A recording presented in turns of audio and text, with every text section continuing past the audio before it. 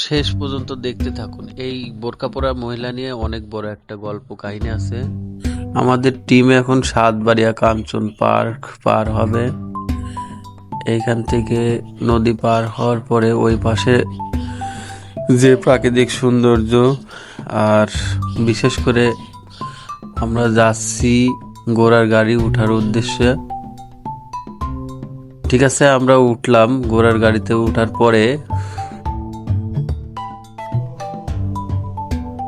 সুন্দর করে গাড়িটা যাচ্ছে। সব থেকে বড় ব্যাপার কি জানেন, এখনো আমাদের বাংলাদেশে কিছু কিছু জায়গা আছে আধুনিক যানবাহন যাতায়াত করে না।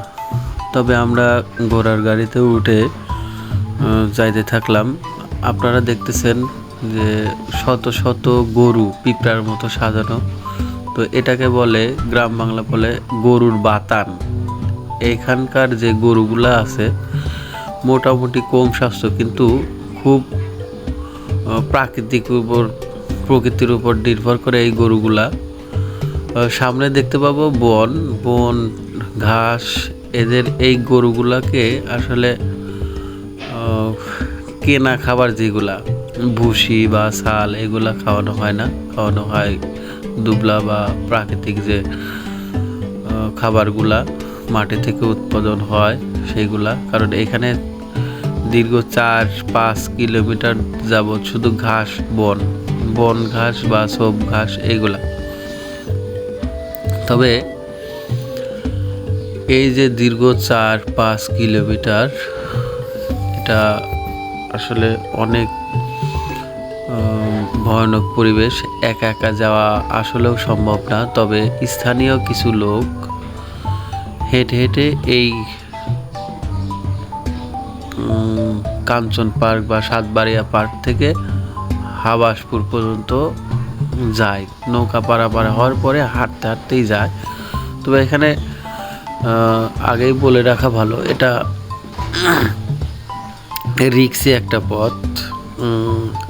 কাছে টাকা পয়সা বা অন্য কিছু দামি কিছু থাকলে আসলে নিরাপদ মনে করি না। যাই হোক, আমরা যাচ্ছি। এই দেখুন কত বড় বড় সোন বন যাই বলে না কেন, এই সুন্দর সবুজের মধ্যে যাইতে হয়। এখানে এখন বর্তমান ঘোড়ার গাড়ি ছাড়া অন্য কোনো গাড়ি চলে না। তবে এখানে ঘুরতে আসে, ভিডিও বা অন্যান্য সময় কাটানোর জন্য, বিনোদনের জন্য মানুষ আসে।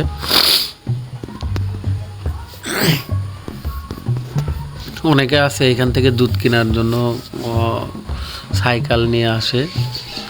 তবে স্থানীয় মহিলা বা পুরুষ মানুষ অনেক সাহসী, তাই এই 4 কিলোমিটার পথ পায়ে হেঁটে অতিক্রম করে। তো আমরা ঘোড়ার গাড়ির যে মজা বা ঘোড়ার গাড়ি ওঠার যে এনজয়, সেটা আপনাদের বলে বোঝাতে পারবো না। অনেক মজা করলাম। আমরা প্রায় লোকালয়ের কাছাকাছি চলে আসছি, আর মাত্র 1 কিলোমিটার বা 1.5 কিলোমিটার বাকি আছে। গহীন বন যেখানে, সেইখান থেকে আমরা অলরেডি বের হয়ে আসছি। এখন সাধারণ বন এইখানে আমরা প্রায় চলে আসছি। এই আবাদি ফসলের জমি, ধানের জমিতে চলে আসছি। আপনাদের আগে থেকে বলছিলাম যে মহিলা পরে একটা ব্যক্তি নিয়ে একটা কাহিনী আছে। তো গ্রামের লোক সবসময় একটু বিনোদনমুখী হয়। তো এই যে আস্তে আস্তে দেখি একটা মহিলা একটা পুরুষের কোলে করার জন্য চেষ্টা করতেছে। তবে হালকা পানি থাকার কারণে সেই মহিলাটা সেই পুরুষের কোলে করার সাথে সাথে পানির মধ্যে ঠাস করে পড়ে যায়। পড়ে যাওয়ার পরে পুরুষ মানুষটা ওঠার সাথে সাথে মহিলা মানুষের যে থাপড় ঘুষি, এটাই বলে রাখছিলাম যে শেষ পর্যন্ত দেখুন।